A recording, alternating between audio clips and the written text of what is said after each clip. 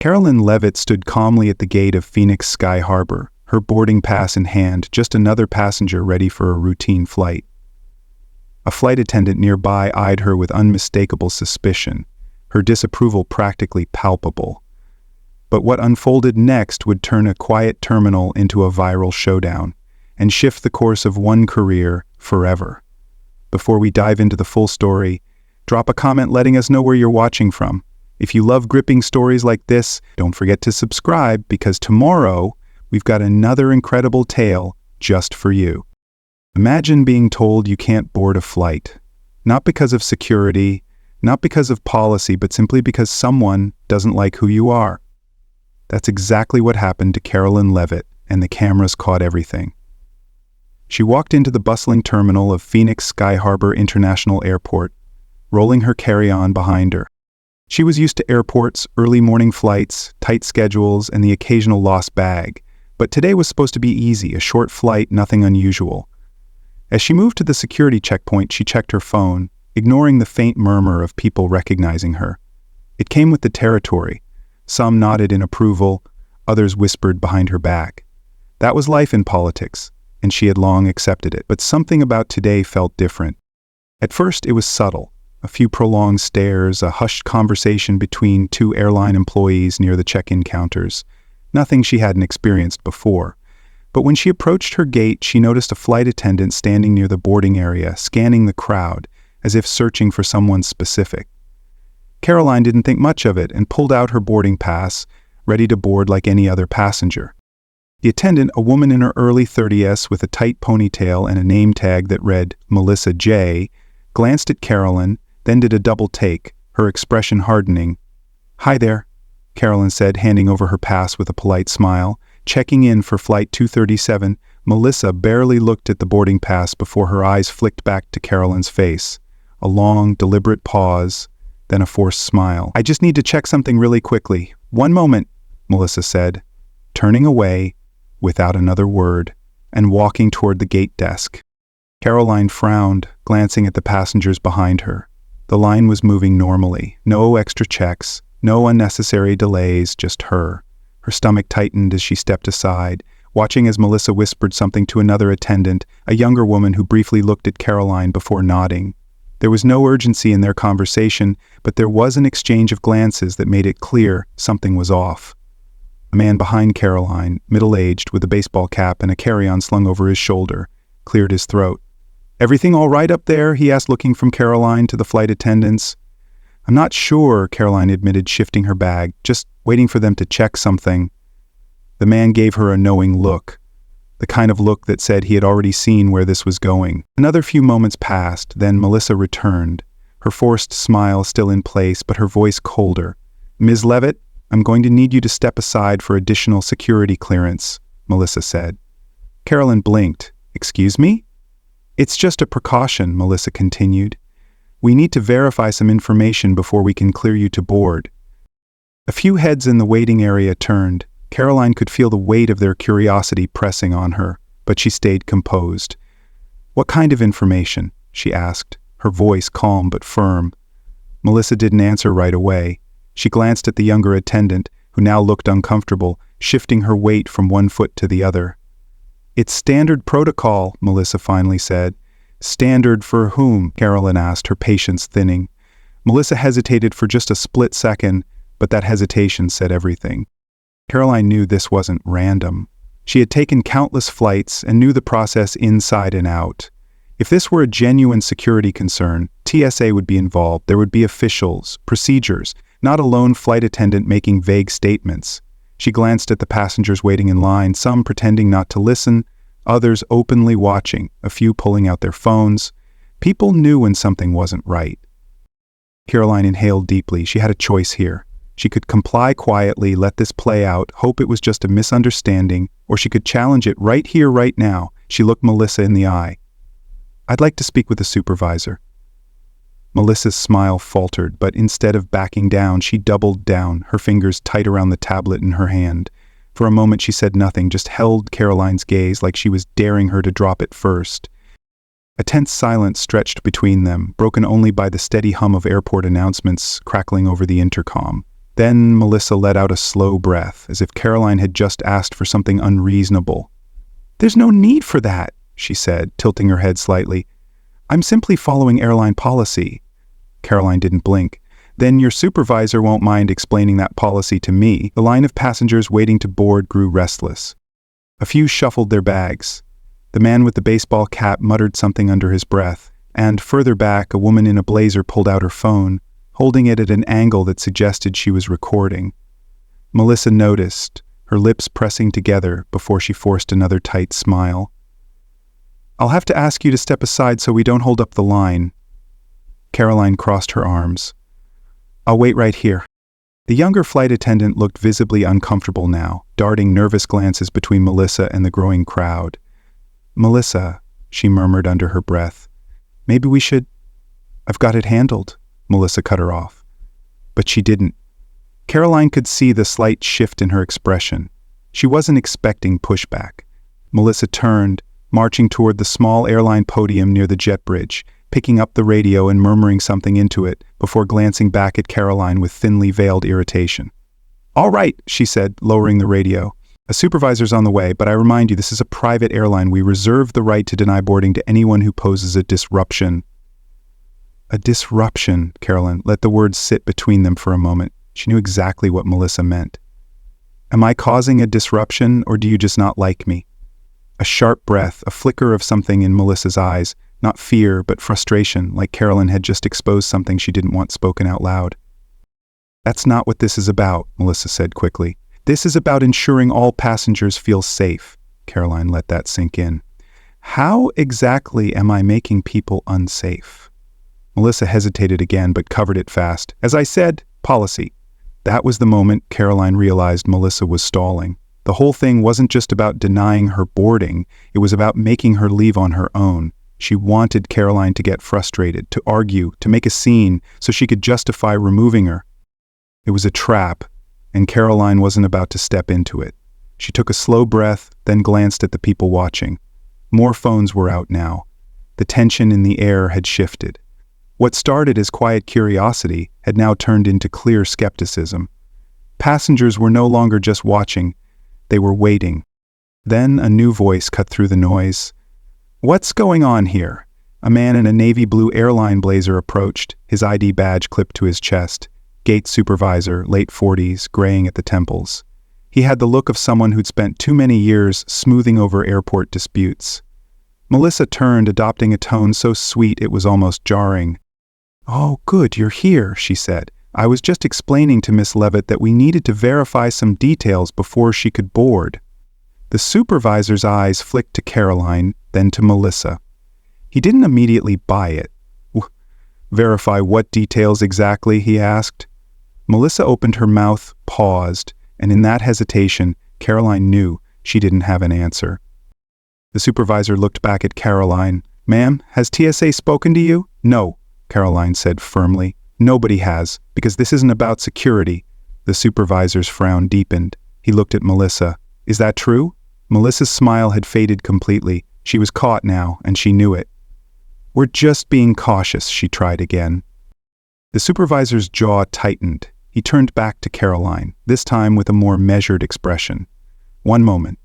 He gestured for Melissa to step aside, lowering his voice as he spoke to her. Caroline couldn't hear the exchange, but she didn't need to. The body language said it all. Melissa was rigid, arms crossed, her voice clipped and defensive. The supervisor, on the other hand, looked less than impressed. A full minute passed before he exhaled sharply, shaking his head. Then he turned back to Caroline.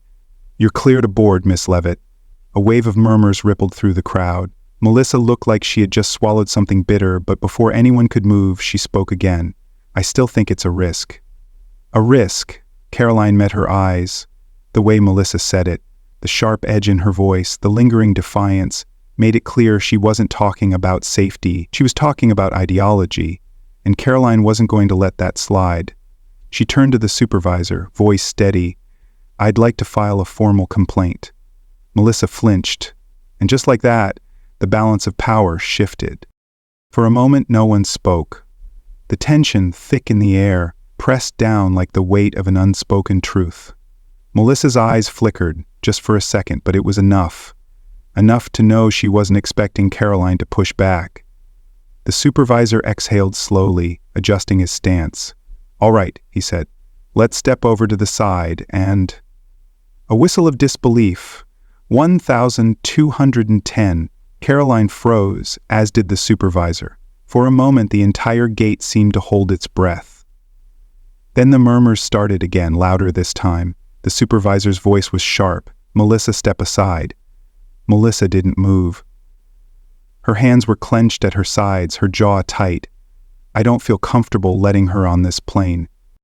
A woman near the back of the line scoffed. "This is insane. She's done nothing wrong." The man in the baseball cap crossed his arms. "If she's such a risk, why isn't security here? Why isn't TSA involved?" Melissa's eyes darted to the growing crowd. She was losing control of the situation and she knew it. But instead of backing down, she doubled down. The supervisor's patience had clearly run out. He stepped forward, his voice even but firm. "Melissa, move. Now." For a split second, Karoline thought she might actually refuse, might dig in even further. But then she let out a harsh breath and stepped aside. The moment she moved, the tension in the air broke. A few passengers clapped. Someone let out an exaggerated, "Finally." Karoline met the supervisor's eyes. "Thank you," he nodded once. "I'll be reporting this." His voice carried just enough weight that Melissa visibly flinched.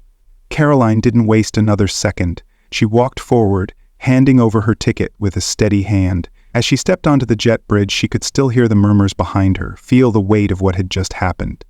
But she didn't look back. She didn't have to. The same gate supervisor's presence sent another ripple of tension through the cabin, but his expression wasn't one of conflict.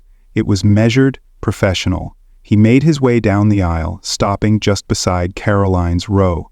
"Miss Levitt," he said, his voice slow enough to keep the conversation private, but firm enough to hold weight. "I wanted to personally apologize for what happened back there." Karoline studied him for a beat, then nodded. "Thank you." He exhaled, glancing toward the front of the plane as if ensuring no one else needed him at that moment. "Melissa's actions were not reflective of our airline's policies. I want you to know this will be addressed." Karoline arched a brow. "You've already put her on review?" His lips pressed together in something that wasn't quite a smile. "And we take reviews very seriously." She understood the implication. Melissa's career in aviation was likely over. Karoline should have felt satisfied, but all she felt was a strange kind of exhaustion. "I appreciate it," she said simply. The supervisor hesitated, as if considering his words, then finally nodded. "If there's anything else you need, don't hesitate to ask." With that, he turned and exited the plane. A few nearby passengers watched him go, some with curiosity, some with quiet approval. The tension that had gripped the gate seemed to dissipate, leaving only the hum of the cabin and the quiet rustle of people settling into their seats. Karoline exhaled slowly, leaning her head back. She had won this battle, but something told her this fight wasn't over. "A mistake we intend to correct." Karoline held his gaze, unblinking. "How?" Reese straightened slightly, sensing the weight of the moment. "A full internal investigation will be conducted. This isn't a matter we take lightly." "And what about me?" Karoline pressed. "Am I just supposed to accept that and move on?" Another murmur rippled through the cabin. A few rows back, the woman in the big trench coat was still recording. Reese's jaw tightened, but he kept his composure. "You have every right to file a formal complaint," he said. "We encourage it, and if you wish to pursue further action, you are well within your rights." Karoline let that sink in. She knew what he was really saying. "We're hoping you'll let this go, but if you don't, we'll be forced to deal with it." She took a slow breath. "Good," she said, "because I will be filing that complaint." For the first time, Reese looked almost relieved, like he had expected her to say that, like he needed her to say that. Maybe Melissa had been a liability for a while, and this was just the final straw. He nodded. "I'll make sure the process is expedited." Karoline didn't thank him. She just nodded in return. Reese hesitated for half a second longer, then glanced at the two airline officials behind him. One of them, a woman with sharp eyes and a pinched mouth, tilted her head toward the exit. Reese got the message. "Enjoy your flight, Miss Levitt," he said before turning and making his way back up the aisle. The other officials followed. As soon as they disappeared through the aircraft door, a quiet buzz filled the cabin. Passengers whispered to each other. Some stole glances at Karoline. The man in the baseball cap from earlier let out a low chuckle. "Well, that was something." Karoline allowed herself a small, tired smile. "Yeah," she murmured. "It really was." She turned her gaze toward the window, watching as the jet bridge pulled away. The past hour had been a battle she hadn't expected, but one she had won. But as the plane taxied to the runway, she couldn't shake the feeling that this wasn't the end of the story. Not even close. "We are conducting a full internal review. We apologize for any inconvenience experienced by our passengers." Karoline let out a dry laugh. Inconvenience, that was the word they were going with. She scrolled further. News outlets were already picking it up, headlines flashing across her screen. Passenger denied boarding over political views, airline under fire after viral confrontation, flight attendant removed following heated exchange with Carolyn Levit. Karoline exhaled, resisting the urge to rub her temples. She had known this would get attention, but she hadn't expected it to explode like this. A text popped up from a name she recognized, her publicist. "Call me ASAP, this is huge." Before she could respond, another call came through, an unknown number. She hesitated but answered. "Miss Levitt?" A male voice, professional, clipped. "Yes?" "This is Mark Edison from GBN News. Would love to have you on our primetime segment tonight. Would you be available to discuss your experience?" Karoline closed her eyes briefly. It was happening fast, faster than she could process. And yet deep down she knew this wasn't just about her anymore. This was about something much bigger. There was something unsettling about it, too. Karoline had no sympathy for Melissa, not after what she'd done, but watching the internet rip her apart in real time, watching reporters camp outside her house, watching her name become shorthand for disgrace. It was brutal. Public opinion was a fickle thing. One minute it was behind you, the next it could turn just as easily. Karoline knew that all too well. Her phone buzzed again, another message from her publicist. "This is still trending. Morning shows want you. We should strategize." Karoline exhaled. She had a decision to make. Did she lean into the moment, make a statement, go on TV, submit herself as the face of this issue? Or did she step back and let the storm run its course? She glanced at the screen again, at the endless comments, the think pieces, the debates already raging. No, this wasn't over. Not for her, not for anyone. Karoline couldn't shake a nagging thought. How many times had this happened before, without cameras rolling? She had the platform, the influence, and the audience to fight back when she was unfairly treated. But what about the everyday travelers? The ones who didn't have millions of people watching? How many had been turned away for reasons that would never make the news? A soft knock at the door pulled her from her thoughts. She opened it to find an older woman, likely in her early 60s, standing there with a cautious smile. She was dressed simply, jeans, a sweater, and a tote bag slung over one shoulder. "Miss Levitt," she said warmly, "I hope I'm not interrupting, but I just wanted to say thank you." Karoline blinked. "For what?" The woman let out a small chuckle. "For standing up for yourself. For standing up for all of us." She shifted the tote bag on her shoulder. "I fly a lot, and I've seen things like this happen before. Not as obvious as what happened to you, but enough to make you feel like you're not welcome, like you're being punished for thinking a certain way." Karoline studied her, seeing the genuine emotion behind her words. "I just wanted you to know," the woman continued, "people are watching, and we appreciate what you did." For the first time since stepping off that plane, Karoline felt a real sense of resolution. This wasn't just about her. It never had been. Melissa had tried to use her as an example, to send a message that people like her weren't welcome. But in the end, the message that actually got sent was a different one entirely. People weren't just going to sit back and let this kind of thing happen anymore. The woman gave her one last nod, then stepped back. "I won't take up any more of your time. Just wanted to say my piece." Karoline smiled. "I'm glad you did." The door closed, and Karoline sat back down, her coffee now lukewarm. Her phone was still lighting up, but this time she wasn't interested in the noise. She already knew how this story ended. Not with anger, not with gloating, but with a reminder that sometimes all it takes is one person standing their ground to remind the rest of the world to do the same. But if you believe in fairness, in holding people accountable, and in standing up for what's right, Share this story. Let people see what happens when bias goes unchecked and why it's more important than ever to speak up when it does. The story of Carolyn Levit reveals profound lessons about courage, fairness, and the power of standing up against bias. One key message is the importance of resilience in the face of unjust treatment. Carolyn's refusal to back down despite being unfairly singled out shows that challenging discrimination, whether subtle or overt, can shift the balance of power and expose wrongdoing. This teaches us that in our own lives we must confront unfairness head-on, even when it's uncomfortable, rather than silently accepting it. Another lesson is the strength of collective awareness. As passengers watched and recorded, their scrutiny pressured the airline to act justly, reminding us that community support can amplify individual voices. Additionally, the story highlights the danger of unchecked bias. Melissa's actions stemmed from personal ideology, not policy, illustrating how prejudice can disrupt lives if left unchallenged. In daily life, we can apply this by questioning assumptions, advocating for equity, and supporting those unfairly treated. Ultimately, Carolyn's experience underscores that one person's resolve can inspire broader change, urging us to stand firm in our values and speak out, knowing that even small acts of defiance can ripple outward, fostering a fairer world. And if you haven't already, subscribe for more stories that matter, because the fight for fairness isn't just happening in headlines, it's happening in everyday moments just like this one.